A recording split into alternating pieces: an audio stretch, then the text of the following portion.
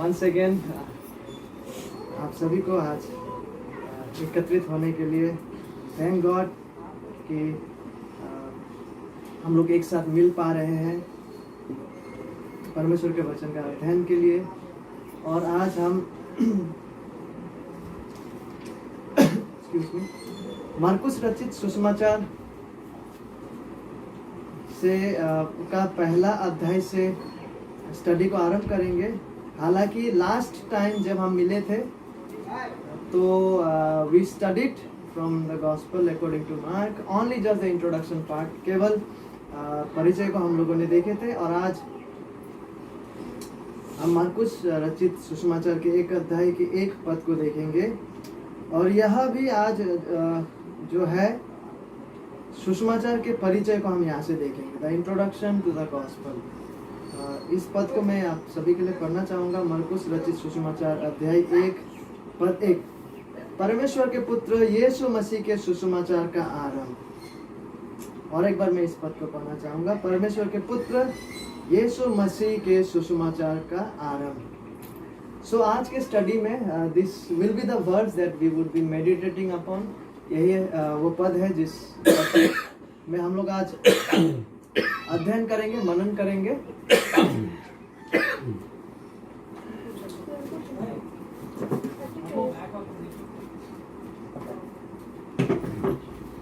This is the introduction to the gospel. यह सुसमाचार का परिचय है।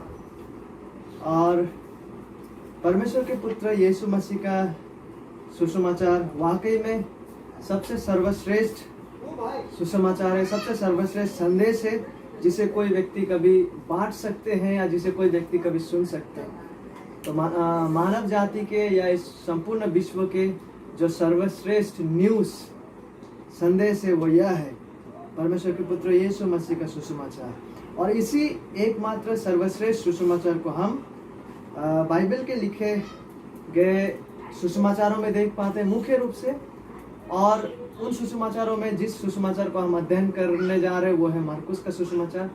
मार्कुस के द्वारा लिखा गया सुसमाचार से हम इस सुसमाचार जो सर्वश्रेष्ठ समाचार है, इस समाचार के विषय में अधिक बातों को हम यहाँ से देखने जा रहे हैं। So we would be studying from the gospel according to Mark regarding the gospel.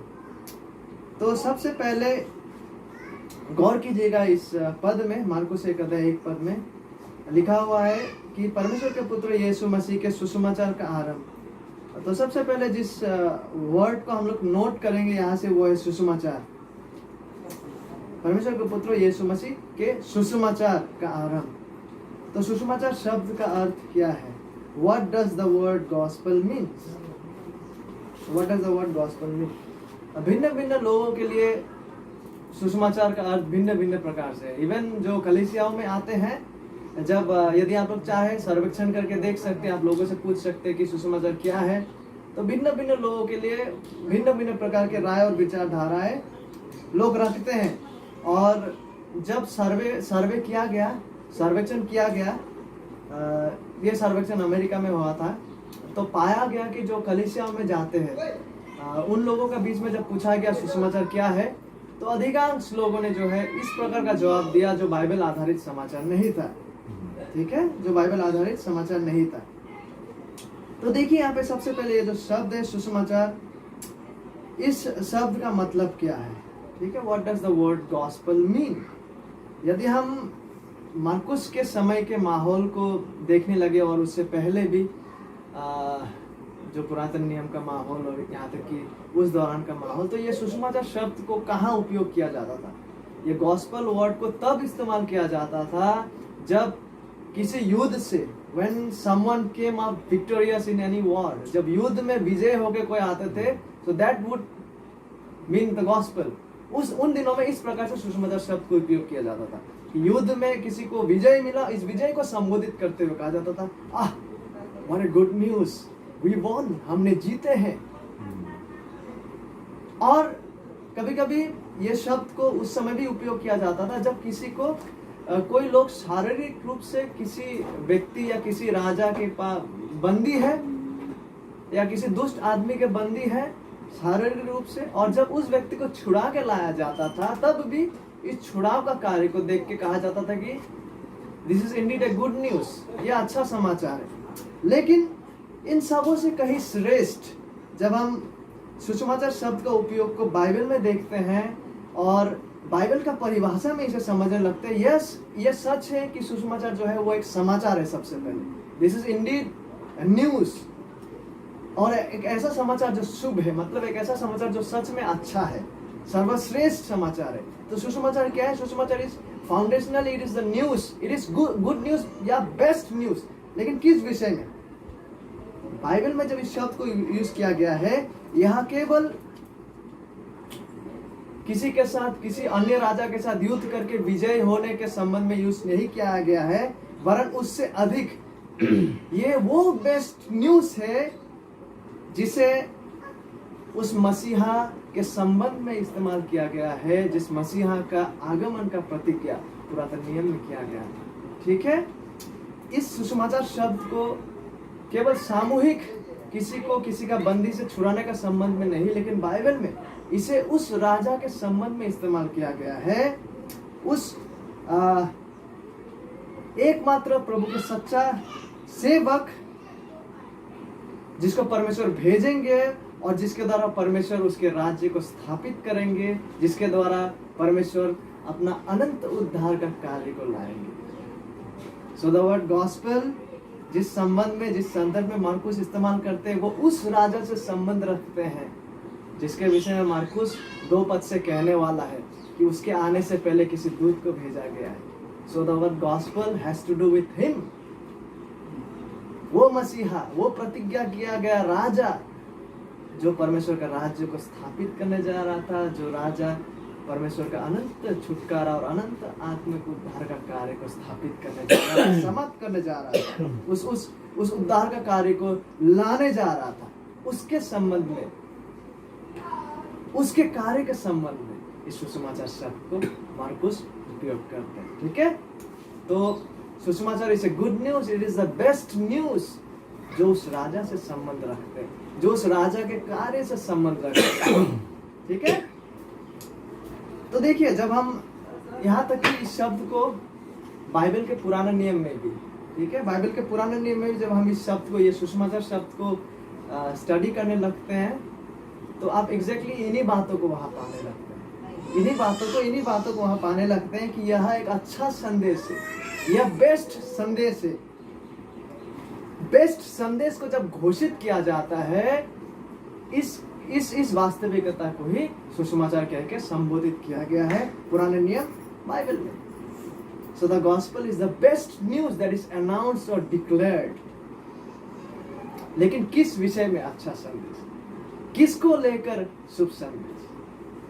परमेश्वर द्वारा भेजा गया वह मसीहा राजा और उसका राज्य और उसका महान उद्धार का कार्य के सुसमाचार का घोषणा को संबोधित करते हुए बाइबल इस सुसमाचार वर्ड का यूज करते हैं। ठीक है, for that let us turn to the Old Testament. यशायाह की पुस्तक में हम आते हैं। Please come with me to the book of Isaiah chapter 52। यशायाह नबी के पुस्तक अध्याय चैप्टर 52 पद 7। ठीक है, please note the word gospel को किस संदर्भ में इस्तेमाल किया गया है। पहाड़ों पर उसके पांव क्या ही सुहावने हैं, जो शुभ समाचार लाता है, जो शांति की बातें सुनाता है और कल्याण का शुभ समाचार। See the gospel word 2 bar use किया गया है। कल्याण का शुभ समाचार और उद्धार का संदेश देता है, जो सियोन से कहता है तेरा परमेश्वर राज्य करता है। सुसमाचार क्या है? सुसमाचार वो बेस्ट न्यूज है, उस मसीहा को लेकर, उस मसीहा का कार्य को लेकर, उस मसीहा का कार्य का शुभ संदेश को लेकर, उस मसीहा का राज्य को लेकर। ठीक है, और जब हम यशायाह में, अभी हम यशायाह 52 को पढ़े हैं, आइजाया 53, one of the marvelous chapter in the book of Isaiah। जब हम आइजाया 52 से आगे भी पढ़ने लगते हैं, आइजाया 52 अध्याय आई थिंक 12 पद से जब हम पढ़ने लगते हैं, वहां पे एक सेक्शन आरंभ होता है जो आइजाया यशायाह 53 अध्याय का लास्ट पद तक जाता है। और हम यहाँ पे क्या देख पाते हैं, वहां पर भी हम उसी सच्चाई को देख पाते हैं कि किस सच्चाई को, कि किस तरह से परमेश्वर जो है उसका इस सेवक से, उसका इस महान दास के द्वारा वो इस महान उद्धार और राज्य का कार्य को पूरा करने जा रहा है। उन्हीं बातों का विवरण को हम यशायाह 53 में देख पाते हैं। ठीक है, तो यह सुसमाचार किस विषय का सुसमाचार है, किसको लेकर सुसमाचार है? इस सुसमाचार परमेश्वर का राज्य, परमेश्वर उस राज्य को जिस मसीहा प्रतिज्ञा किया गया मसीहा राजा के द्वारा लाने जा रहे, जिस अनंत उद्धार का कार्य को वो करने जा रहे, उस कार्य से संबंधित, उस कार्य का घोषणा, उस कार्य का शुभ संदेश का ऐलान को कहते हैं सुसमाचार। क्या ही सुहावन है, how wonderful are the feet of those who bring the good news. किसके विषय में? परमेश्वर और उसके मसीहा राजा के कार्य के शुभ समाचार के विषय में, इस संदेश को लाते हैं। So the gospel is the announcement. यह शुभ संदेश का घोषणा है। किसको लेकर? उस राजा को लेकर, उस राजा के कार्य को लेकर, उस राजा के उद्धार के कार्य को लेकर, उस राजा के राज्य को लेकर। ठीक है, so this needs to be clear in our minds. हमारे मनों में, हृदय में ये बात बिल्कुल स्पष्ट होना है जब हम सुसमाचार बात को बाइबल में देखते भी हैं या जब हम सुसमाचार शब्द को मनन भी करने लगते हैं। ये उस राजा से संबंधित है। हालांकि ये शुरुआत है, मार्कुस कहता है, हम आगे भी देखने वाले हैं, केवल शुरुआत है। हम इस सुसमाचार का डिटेल्स में जब जाने लगेंगे मार्कुस का पुस्तक में आगे तो हम देखने लगेंगे कि कैसे वो राजा इस सुसमाचार का कार्य को पूरा करता है। ठीक है, उसके लिए हमें थोड़ा सब्र के साथ बने रहना पड़ेगा। तो देखिए और कुछ पदों को पढ़ लेते हैं। आज थोड़ा बहुत पदों को पढ़ लेते हैं क्योंकि मैं हृदय से यह चाहता हूँ कि सुसमाचार का स्पष्टता हमारे हृदय और मनों में हो। हम यशायाह से और थोड़ा आगे का अध्याय को पढ़ते हैं, आइज़ाया चैप्टर 61, यशायाह का 61 अध्याय। तो सुसमाचार क्या है? सिंपल टर्म से में ये एक अच्छा संदेश है, बेस्ट न्यूज है। उस उद्धार का कार्य, उस उद्धार को लेकर, अनंत उद्धार, उस परमेश्वर का राज्य का स्थापना को लेकर जो परमेश्वर उसके द्वारा भेजा गया, प्रतिज्ञा किया गया उस मसीहा राजा के द्वारा, मसीहा राजा के कार्य के द्वारा जो क्रिया को संपन्न करने जा रहे हैं। ठीक है, यशायाह 61 में हम लोग कहाँ पहुंचे? 61 अध्याय 1 से लेकर 3 पदों को मैं पढ़ना चाहूंगा। ठीक है, यहाँ लिखा हुआ है, प्रभु यहोवा का आत्मा मुझ पर है। क्या कुछ हृदय में, कुछ मन में, कुछ जब इस एक लाइन को पढ़ा गया कुछ खट रहा है? कोई है जिन्होंने नया नियम में इस शब्द को अपने लिए इस्तेमाल किया था? हम आएंगे कुछ देर बाद। वो यहाँ पे लिखा हुआ है, प्रभु यहोवा का आत्मा मुझ पर है क्योंकि यहोवा ने सुसमाचार सुनाने के लिए मेरी अभिषेक किया और मुझे इसलिए भेजा है कि खेदित मन के लोगों को शांति दूं, कि बंदियों के लिए स्वतंत्रता का और कैदियों के लिए छुटकारे का प्रचार करूं, कि यहोवा के प्रसन्न कर रहने के वर्ष का और हमारे परमेश्वर के पलटा लेने के दिन का प्रचार करूं, कि सब विलाप करने वालों को शांति दूं और सियोन के विलाप करने वालों के सिर पर की राख दूर करके सुंदर पगड़ी बांध दूं, कि उनका विलाप दूर करके हर्ष का तेल लगाओ और उनकी उदासी हटाकर यश का ओढ़ना उड़ाओ, जिससे वे धर्म के वंशवृक्ष यानी कि राइचसनेस के, ठीक है, यहाँ पे जो धर्म है वो राइचसनेस, धार्मिकता के वंशवृक्ष और यहोवा के लगाए हुए कहलाए और जिससे उसकी महिमा प्रकट हो। तो सुसमाचार किससे संबंधित है? इनसे जो कहता है कि परमेश्वर का आत्मा मुझ पर है, जिन्होंने इस सुसमाचार का ऐलान और घोषणा करने आया, जिन्होंने इस सुसमाचार को लागू करने आया, जिन्होंने इस सुसमाचार को समाप्त करने आया, सुसमाचार का कार्य को। तो देखिए सुसमाचार का अर्थ को हमने क्योंकि जब मार्कुस लिख रहा था सुसमाचार को, न्यू टेस्टामेंट लिखना पूरा नहीं हुआ है। All they had was Old Testament. So when they use the word gospel, सुसमाचार को, हालांकि ग्रीक शब्द में इवांगेलियन, उसका रूट कहाँ से आता है? वो सारे शब्द, वो विचारधारा कहाँ से आता है? उस मसीहा से संबंधित, जिस मसीहा के बारे में वो लिख रहा है। और ये सारे जो सुसमाचार का अंडरस्टैंडिंग है वो कहाँ से आता है? वो सारे सुसमाचार का बातें जो उन लोगों ने पुरातन नियम से, पवित्र शास्त्र से सीखे हैं। ठीक है, तो देखिए हमने देखा सुसमाचार क्या है, सुसमाचार शब्द का अर्थ क्या है। अब हम मार्कुस का लेख में जब लौट के आते हैं, अभी हम सुसमाचार का लेखक के बारे में देखेंगे, सुसमाचार का रचयिता, who is the author of the gospel, और साथ ही साथ सुसमाचार का मुख्य केंद्र, who is the content of the gospel.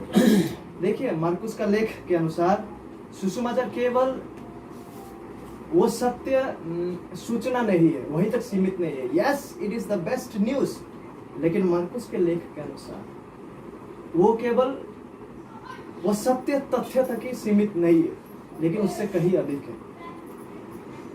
सुसमाचार जो है, प्लीज ध्यान से सुनिएगा, सुसमाचार जो है यस वो बेस्ट न्यूज है, वो बेस्ट संदेश है जिसे सुनाया जा रहा है, जिसे प्रचार किया जा रहा है। Yes it is, no doubt about it, लेकिन सुसमाचार वहीं तक सीमित नहीं है। मार्कुस का लेख के अनुसार सुसमाचार वो बेस्ट न्यूज होने के साथ साथ सुसमाचार उस व्यक्ति के बारे में बेस्ट न्यूज है जिस व्यक्ति के बारे में मार्कुस पुस्तक में लिख रहे हैं। Are we getting it? सुसमाचार gospel is not only the best news, but it is about that person who is the focus of that news, और वो है। इसलिए मार्कुस आगे कहते हैं, क्या कहते हैं? मार्कुस 1:1 में, परमेश्वर के पुत्र यीशु मसीह के सुसमाचार। यह सुसमाचार अच्छा संदेश है, लेकिन वहीं तक सीमित नहीं है। सुसमाचार उसके विषय में संदेश है, उस व्यक्ति के विषय में जिसके बारे में ये इंफॉर्मेशन दिया है, और वो कौन है? परमेश्वर के पुत्र यीशु मसीह के सुसमाचार यह है। ठीक है? The gospel is the good news, and the heart of the gospel, the main focus, main content, मुख्य केंद्र कौन है सुसमाचार के? स्वयं प्रभु यीशु मसीह, परमेश्वर के पुत्र प्रभु यीशु मसीह, और वही इस सुसमाचार का रचयिता और ऑथर है, the author of the gospel. देखिए ये सुसमाचार जो है, ये मनुष्य का सोच, मनुष्य का विचारधारा से उत्पन्न नहीं हुआ, मनुष्य का राय, ये मार्कुस का राय से उत्पन्न नहीं हुआ, ये मनुष्य का सोच विचारधारा से उत्पन्न नहीं हुआ, मनुष्य का फिलोसॉफी से उत्पन्न नहीं हुआ, वरन ये कहाँ से होकर आता है? मार्कुस कहता है परमेश्वर के पुत्र यीशु मसीह के सुसमाचार। तो बाइबल के त्रिएक परमेश्वर, स्वयं बाइबल के त्रिएक परमेश्वर इस सुसमाचार के रचयिता है। He is the author of the gospel, क्योंकि केवल बाइबल का त्रिएक परमेश्वर ही इस महान योजना को बना सकते थे मानव जाति को पाप से बचाने के लिए। कौन इंसानों में कौन इस प्रकार का विचारधाराओं को व्यक्त कर सकते थे? कौन मनुष्य में ऐसा था जो इस उद्धार को संभव कर सकते थे? No one but God himself. केवल त्रिएक परमेश्वर जो इस योजना को बना सकते थे कि उनका दूसरा व्यक्ति मनुष्य होकर आए, ईश्वर मनुष्य होकर आए और इस कार्य को संपूर्ण करे। Who but God himself, only God alone, उनके संपूर्ण पवित्र प्रज्ञा और संप्रभुता के आधार पर इस योजना को बना सकते थे। इस सुसमाचार का जो लेख है उसको लिख सकते थे। ठीक है? So the author of the gospel is the Triumph God of the Bible himself. और हम यहाँ पे सुसमाचार के लेखक के साथ साथ सुसमाचार का मुख्य केंद्र को देख पाते हैं, और वो है परमेश्वर के पुत्र यीशु मसीह के सुसमाचार। ये लाइन तो एक ही बार में पढ़ा जा सकता है, अनु, इस लाइन को एक ही बार में पढ़ा जा सकता है, परमेश्वर के पुत्र यीशु मसीह के सुसमाचार। With in few seconds we read it and ऐसा लगता है कि बस ये लाइन खत्म हो गया। बट जब हम इन बातों को बारीकी से देखने लगते हैं एंड जब हम मार्क के विषय में भी सोचने लगते हैं, when he wrote these words by the inspiration of God the Holy Spirit, परमेश्वर पवित्र आत्मा की प्रेरणा से ये शब्द ऐसे ही यहाँ पे नहीं आया। Each of this word has a very foundational meaning। इस शब्दों का जो है बहुत बुनियादी अर्थ है। परमेश्वर का पुत्र यीशु मसीह के सुसमाचार। सबसे पहले प्लीज नोट परमेश्वर के पुत्र। व्हाट डज परमेश्वर के पुत्र मीन? परमेश्वर के पुत्र जब यीशु मसीह का संबंध में इस्तेमाल किया गया है इस शब्द को, इसका मतलब क्या नहीं है? सबसे पहले इसका मतलब यह नहीं है कि यीशु मसीह को सृष्टि किया गया है। ठीक है? इसका मतलब ये कदाचित नहीं है। मनुष्य के संबंध में जब हम लोग का संबंध में जब कहा जाता है कि वो परमेश्वर का बेटा है, परमेश्वर का पुत्री है, परमेश्वर का संतान है, हम लोग का संबंध में, इसका मतलब क्या है? हम लोग माँ के कोख से जन्म लिए हैं, हम लोग परमेश्वर के द्वारा नया जन्म की पाए हुए व्यक्ति है। लेकिन यीशु मसीह के संबंध में जब इस वर्ड को यूज किया जा रहा है, इस नाम को, परमेश्वर का पुत्र, उसका मतलब ये नहीं है कि उसको सृष्टि किया गया है, क्योंकि आदि में वचन था, वचन परमेश्वर के साथ था, वचन स्वयं यीशु मसीह परमेश्वर था। ठीक है, तो इस शब्द का मतलब है, जब यीशु मसीह का संबंध में परमेश्वर का पुत्र नाम को इस्तेमाल किया गया है, इसका मतलब है ये नाम जो है इस सत्य की ओर, इस वास्तविकता की ओर इशारा करता है कि यीशु मसीह स्वयं परमेश्वर है। सन ऑफ गॉड जो शब्द है, परमेश्वर के पुत्र, वो यीशु मसीह के ईश्वरत्व को प्रदर्शित करता है। The deity of the Lord Jesus Christ, कि यीशु मसीह जो है वो अपने गुणों में, अपने प्रकृति में परमेश्वर पिता के समान है, परमेश्वर पिता के समान है। इसीलिए जब हम देखते हैं यूहन्ना का सुसमाचार में भी हम पाते हैं, यीशु मसीह कहते हैं I am the father are one. Yuhanna 10:30 में कहते हैं मैं और पिता एक है। और साथ ही साथ जब हम इब्रानी का पुस्तक में भी देखते हैं, हम देख पाते हैं यीशु मसीह के संबंध में कहा जाता है वो उसकी महिमा का प्रकाश और उसके तत्व की छाप है। तो इसलिए परमेश्वर का पुत्र जब यीशु मसीह के संबंध में इस्तेमाल किया जाता है, इसका मतलब ये है कि जिसके विषय में सुसमाचार है, जो सुसमाचार का हृदय है, जो सुसमाचार का मुख्य विषय है, वह स्वयं परमेश्वर है। परमेश्वर जो मनुष्य बने, त्रिएक परमेश्वर का दूसरा व्यक्ति। और ये नाम जो है वो यीशु मसीह का राज्य करने का कर्तृत्व और अधिकार को भी दर्शाते हैं। That he has the right to rule, he has the right to rule over the earth।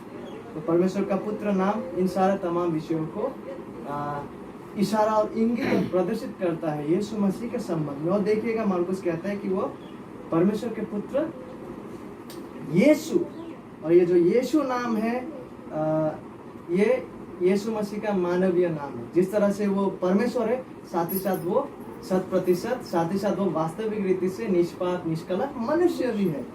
Okay, तो ये यीशु नाम जो है ये उसका मानवीय नाम है। ये वही नाम है जिसे हम ओल्ड टेस्टामेंट में पाते हैं, जोशुआ, यहोशू। ठीक है, यहोशू जिसे हम ओल्ड टेस्टामेंट में पाते हैं, ये वही नाम है जिस नाम को न्याय नियम में यीशु कहा गया। तो यीशु नाम का अर्थ है कि यहोवा उद्धार करता है।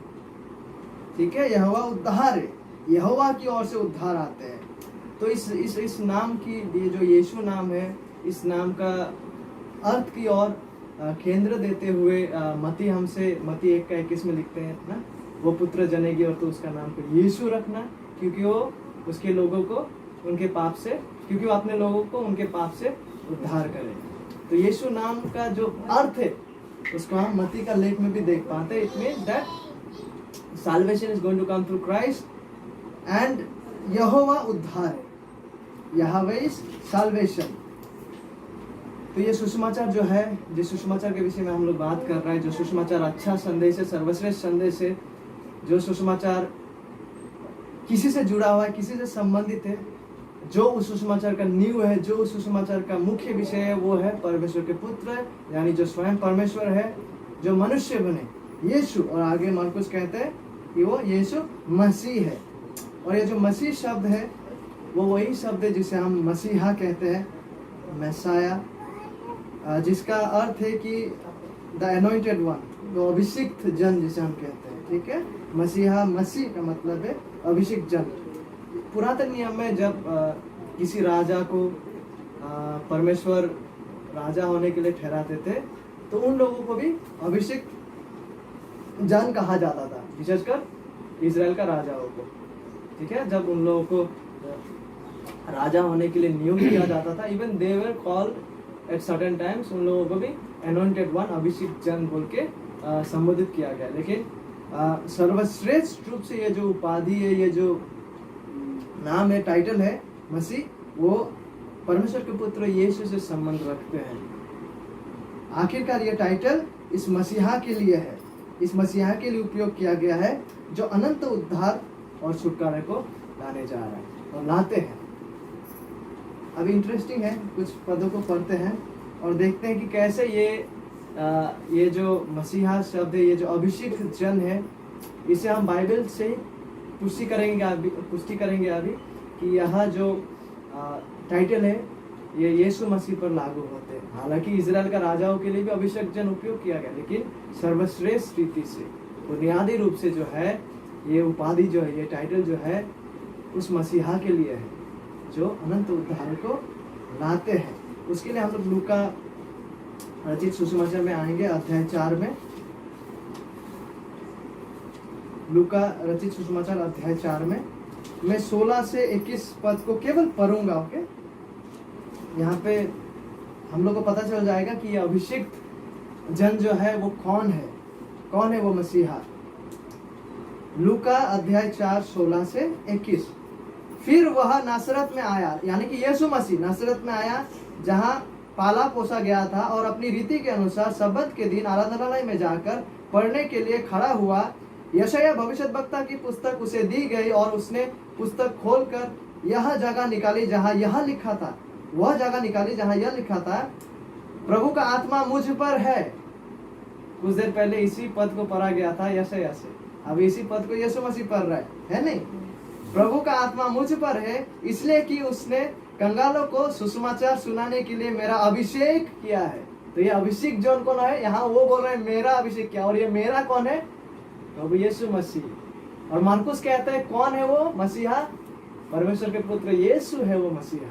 ठीक है, तो अभिषेक जो कि वो अभिषेक जन आखिरकार कौन है? यीशु मसीह। और मुझे इसलिए भेजा है कि बंदियों को छुटकारे का और अंधों को दृष्टि पाने का सुसमाचार प्रचार करूं, और कुचले हुओं को छुड़ाऊं, और प्रभु के प्रसन्न रहने का वर्ष का प्रचार करूं।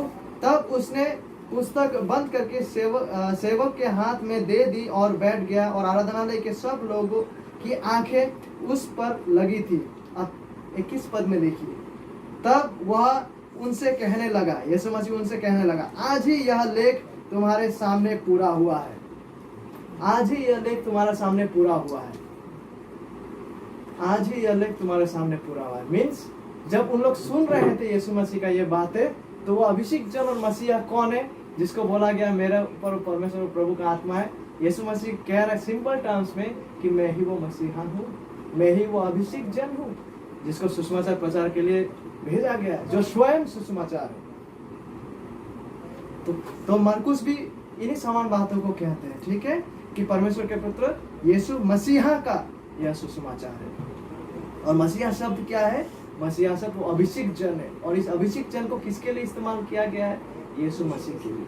स्वयं यीशु मसीह इसका पुष्टि करते हुए कहते हैं कि आज इस वचन का सुनने में ये पूरा होता है, मतलब वही वो अभिषेक जन है। तो परमेश्वर के पुत्र यीशु मसीह ही मरकुस द्वारा लिखा गया सुसमाचार का मुख्य केंद्र और मुख्य कंटेंट वही है। तो हमने सुसमाचार के विषय में देखा, सुसमाचार का रचयिता के बारे में देखा, सुसमाचार के कंटेंट, सुसमाचार के मुख्य विषय में देखा कि सुसमाचार का मुख्य वो जन कौन है जिसके विषय में यह सुसमाचार है। वह है परमेश्वर के पुत्र, स्वयं परमेश्वर जो मनुष्य बने, ईश्वर मनुष्य बने, यीशु मसीहा। और अभी हम इस विषय को पे थोड़ा केंद्र देंगे कि सुसमाचार जो है वो विशिष्ट है। विशिष्ट मतलब एक्सक्लूसिव है। एक्सक्लूसिव मतलब ऐसा नहीं है कि जैसा हम लोग जब मार्केट में जाते हैं, जब कोई भी हम लोग कुछ मार्केटिंग करने जाते हैं जहाँ से सब्जी वगैरह लेने के लिए, तो आप देखेंगे कि यहाँ भी कुछ सब्जी है जो वहाँ भी मौजूद है, दूसरा दुकान में भी वो सब्जी मौजूद है। जैसे यहाँ भी ऑनियंस है तो वहाँ भी ऑनियंस है, दोनों जगह ऑनियंस है, तीसरा जगह भी ऑनियंस है। कहने का तात्पर्य ये है कि सुसमाचार विशिष्ट है। विशिष्ट मतलब वो अपने कैटेगरी में सिर्फ वही है। ऐसा नहीं कि बाजार में दूसरे प्रकार का समाचार भी चल रहा है तो उनमें से ये भी एक समाचार है, नहीं। सुसमाचार वो अकेला एकमात्र सुसमाचार है, एकमात्र अपने श्रेणी में वो एक ही सच्चा सुसमाचार है जिसके द्वारा किसी तक उद्धार पहुंचता है। There is no other gospel जिसके द्वारा किसी को उद्धार मिल सकता है। यही वो एकमात्र सुसमाचार है। उन दिनों में हालांकि जो सुसमाचार शुभ संदेश था, भिन्न भिन्न संदेश के लिए इस वर्ड को यूज किया जाता है, लेकिन जब बाइबल का संबंध, जब यीशु मसीह के संबंध में इस वर्ड को यूज किया गया, ये सिंगुलर, ये केवल एक ही प्रकार का सुसमाचार को दर्शाता है, जो यह सुसमाचार है जिसके बारे में बाइबल व्यक्त करते हैं और पौलुस कहते हैं कि अन्य प्रकार के सुसमाचार है ही नहीं जब हम गलातिया में पढ़ते, वरन वो तो इतना भी कहता है कि यदि कोई और सुसमाचार सुनाए जो बाइबल का सुसमाचार नहीं है। गलातिया 1 हम देख पाते डबल अभिशाप का घोषणा वहां किया गया है। तो क्या हम समझ पा रहे हैं कि सुसमाचार जो है, सच्चा सुसमाचार, जो उद्धार प्रदान करने वाला सुसमाचार, परमेश्वर के पुत्र यीशु मसीह का सच्चा सुसमाचार है। वो एक ही सुसमाचार है जो यीशु मसीह से संबंध रखते हैं, यीशु मसीह का समाप्त कार्य से, यीशु मसीह का लाया गया परमेश्वर का राज्य और उद्धार का कार्य से वो संबंध रखते हैं। और ये स्वयं यीशु मसीह उस सुसमाचार का रचयिता और मुख्य विषय है, मुख्य जन है। ठीक है, और आई थिंक हम लोग के पास समय थोड़ा कम है, तो हम आगे बढ़ते बढ़ते अभी इस सुसमाचार का जब हम लोग स्टडी कर रहे हैं, परमेश्वर के पुत्र यीशु मसीह के सुसमाचार हम लोगों ने विषय को आज देखे हैं। तो अभी कुछ सुसमाचार के, इस सुसमाचार के चुनौतीपूर्ण उद्देश्य को भी देख लेते हैं कि इस सुसमाचार में चुनौती भी मौजूद है और साथ ही साथ कुछ लक्ष्य भी मौजूद है, कुछ उद्देश्य भी मौजूद है। तो इन बातों को भी देख लेते हैं। ठीक है, यहाँ पे देखिए मरकुस 1 में मरकुस कहते हैं परमेश्वर के पुत्र यीशु मसीह के सुसमाचार, उसके बाद वो कहते हैं कि सुसमाचार का आरंभ, परमेश्वर के पुत्र यीशु मसीह के सुसमाचार का आरंभ क्या है। ठीक है, वो कहते हैं कि यह उसका आरंभ है। देखिए, यह केवल आरंभ है, मरकुस के अनुसार, बाइबल के अनुसार यह केवल आरंभ है। और इसी सच्चाई को हम मरकुस के लेख के शुरुआत से अंत तक में इसी सुसमाचार केंद्रित सच्चाई को हम देखने जा रहे हैं और इसी सुसमाचार को हम देख पाते हैं। और यह केवल सुसमाचार का आरंभ है, it is just the beginning, जहां से यह प्रतीत होता है। जब हम द बिगिनिंग कहते हैं, मतलब सुसमाचार का आरंभ, द बिगिनिंग वर्ड यूज किया गया है, तो यह जो सुसमाचार है, सृष्टि का समय जो द बिगिनिंग था उससे किसी हिस्से में कम नहीं है। This is also the beginning.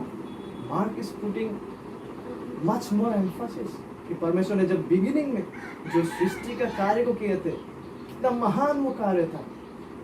Much more is this gospel, it is just the beginning, जिससे यह प्रतीत होता है कि यह जारी रहने वाला है। It is going to continue, ये जारी रहने वाला है। परमेश्वर के पुत्र यीशु मसीह का सुसमाचार का केवल यह आरंभ है जो जारी रहने वाला है। ठीक है, ये जारी रहने वाला है, उसका राज्य जारी रहने वाला है।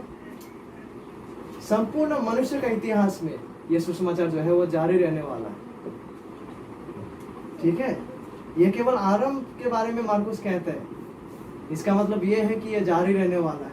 ये तब भी जारी रहा था, आज भी जारी है, इसलिए हम लोग पढ़ रहे हैं। जब यहाँ कहा गया कि ये केवल आरंभ है, मतलब it implies it is going to continue. It continued then, it is continuing even today. And my dear friends, ये अनंत काल के लिए जारी रहने वाला है।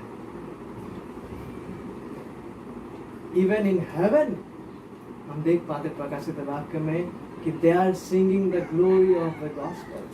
वो लोग सुसमाचार का महानता को स्वर्ग में गाते हैं।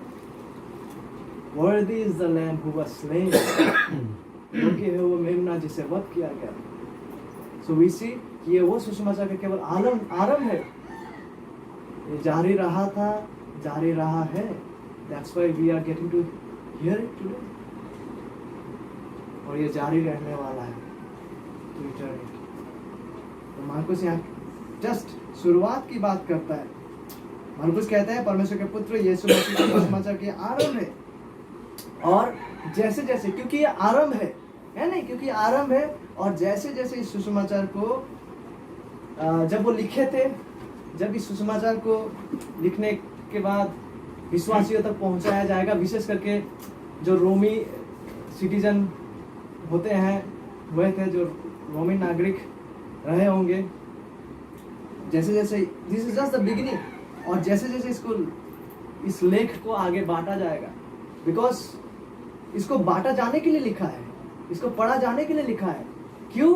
क्योंकि अभी तक में जो है माना जाता है कि पतरस और पौलुस मारा जा चुका है नेरो का सताव में, और ऐसा एक माहौल में परमेश्वर प्रेरित होकर मार्कुस इस सुसमाचार को लिखते हैं ताकि इसे विश्वासियों तक पहुंचाए।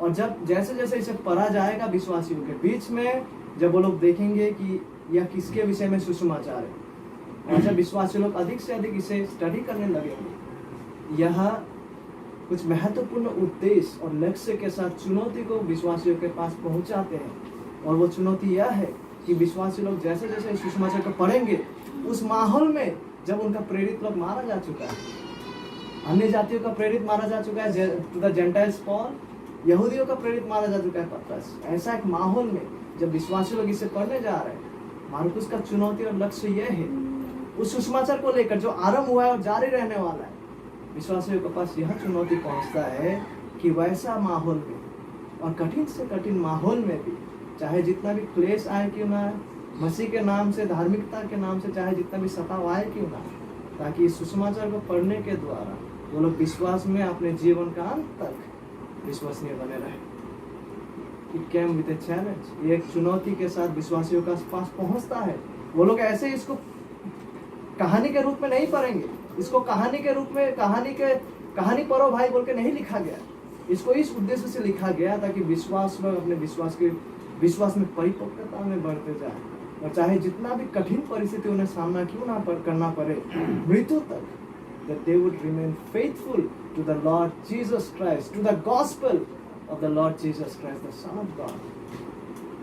और जैसे जैसे इसी सुसमाचार को अपरिवर्तित लोग भी सुनने जा रहा है, जो विश्वास में नहीं आए हैं अभी, जो अपरिवर्तित लोगों के सामने जब इसे पेश किया जाएगा, जब वे सुनेंगे, तो ये उनके सामने भी एक चुनौती के रूप में पहुंचते हैं।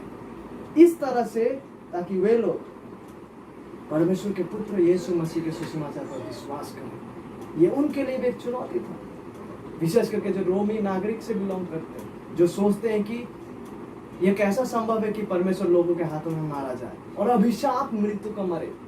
जो ऐसा विचारधारा वाला रखने वाला लोग भी जो है, जब वे लोग इस सुसमाचार को सुनेंगे, उनके सामने जब पढ़ा जाएगा, ये चैलेंज उनके लिए भी है जो अपरिवर्तित स्थिति में, ताकि वे लोग बाइबल का सत्य को, जिस सत्य को यहाँ लिखा जा रहा है, ताकि यीशु मसीह को उद्धारकर्ता और प्रभु के रूप में, उस मसीहा के रूप में, उस अभिषिक्त राजा के रूप में, परमेश्वर के पुत्र के रूप में उद्धार के लिए, ताकि वे भी विश्वास और ग्रहण करें कि यीशु मसीह एकमात्र वो मसीहा है, और जिस अभिशाप मृत्यु को मरा वो उसके लिए नहीं मरा, लेकिन मेरे पापों के लिए मरा, so that people would recognize this, विशेष करके जो अपरिवर्तित दशा में है। और ये चुनौती उनके पास भी पहुंचते हैं ताकि वो मन फेरते हुए इस मसीहा को, जिस मसीहा के बारे में वो पापयुक्त विचारधारा रखते थे, उन्हें स्वीकार करें, विश्वास करें और ग्रहण करें। और देखिए, मार्कुस इस सुसमाचार को केवल इतिहास को आपको बताने के लिए नहीं लिखते, विश्वासी को केवल इतिहास को बताने के लिए नहीं लिखते, या कहानी को बताने के लिए नहीं लिखते, ठीक है, वरन यह सुसमाचार जो है, बाइबल का सुसमाचार इसलिए लिखा जाता है ताकि वे लोग यीशु मसीह को पहचाने कि वो वाकई में कौन है, ताकि लोग यीशु मसीह को वाकई में पहचाने कि वे कौन है, कि यीशु मसीह ही परमेश्वर का पुत्र वो मसीहा है, और उन्हें विश्वास पूर्वक ग्रहण करें। इसलिए जब हम मार्कुस का बीचों बीच और मार्कुस का अंत में जब हम देखते हैं, जिस प्रकार से मार्कुस शुरू करता है, उन्हीं दो वास्तविकता को हम एग्जैक्टली सेंटर में और लास्ट में पाते हैं। मार्कुस किस प्रकार शुरू करते हैं? परमेश्वर के पुत्र यीशु मसीह का सुसमाचार है, यीशु मसीह के बारे में वो बताते हैं, वहाँ पे यीशु मसीह का सच्चाई को प्रदर्शित करते। बीचों बीच हम देख पाते हैं पतरस यीशु मसीह का वास्तविकता को पहचानते हुए, उसे अंगीकार करते हुए कहते हैं, तू ही वो मसीहा है, जीवते परमेश्वर का पुत्र तू ही है। एग्जैक्टली लास्ट में क्या होता है? वो सरदार यीशु मसीह को जब क्रूसीरूपित किया जा रहा था, उसने भी इस बात को पहचाना और रिकॉग्नाइज किया और कहता कि सचमुच ये मनुष्य जो है, यह कौन है? परमेश्वर का पुत्र है।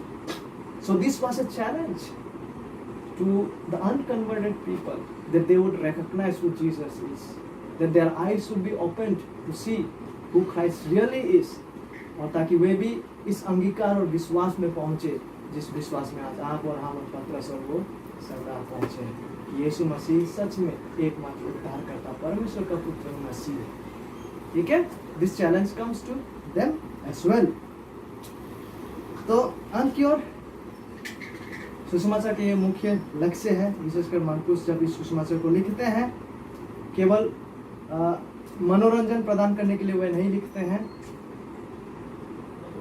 और आज भी जब हम अपने बारे में सोचें, this is very very important कि हम सुसमाचार में सटीक ठहरें, बिकॉज अगर हम गलत सुसमाचार में विश्वास करेंगे तो उसमें कोई उद्धार नहीं है। केवल एक ही सच्चा सुसमाचार है जो उद्धार प्रदान कर सकता है, और वह है परमेश्वर के पुत्र प्रभु यीशु मसीह के सुसमाचार। There is only one true gospel that saves, परमेश्वर के पुत्र यीशु मसीह के सुसमाचार। इसलिए व्यक्तिगत जीवन को आज हम अपने अपने जीवनों को मनन करते हुए इस सवाल को पूछे कि क्या हम इसी सुसमाचार में विश्वास किए हैं जिस सुसमाचार के बारे में मार्कुस और बाइबल हमसे कहता है। Have we come to believe this true gospel of the Lord Jesus Christ? क्या हम इसी सुसमाचार में आज विश्वास में बने हैं जिस सुसमाचार को मरकुस लिखते हैं, जो कि है परमेश्वर के पुत्र यीशु मसीह के सुसमाचार?